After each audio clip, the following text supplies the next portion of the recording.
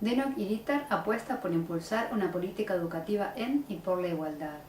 Se trata de impulsar un sistema educativo que garantice la igualdad al menos en 3 aspectos: igualdad en los recursos necesarios, igualdad de oportunidades, igualdad en los niveles de competencia.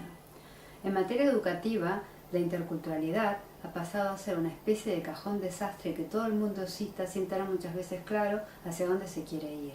De la misma manera ocurre con el concepto de cultura, un concepto que parece valer para todo, muchas veces se utiliza sobredimensionando su peso y sin tener muy claro su significado.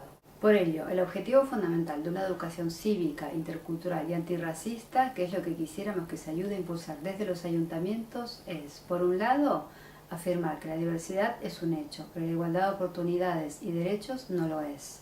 Es algo a conquistar, a trabajar y a educar en los valores y concepciones vinculados a ese convencimiento. Por otro lado, una educación intercultural debe trabajar para evitar que la diversidad sea utilizada como pretexto y justificación de la exclusión social.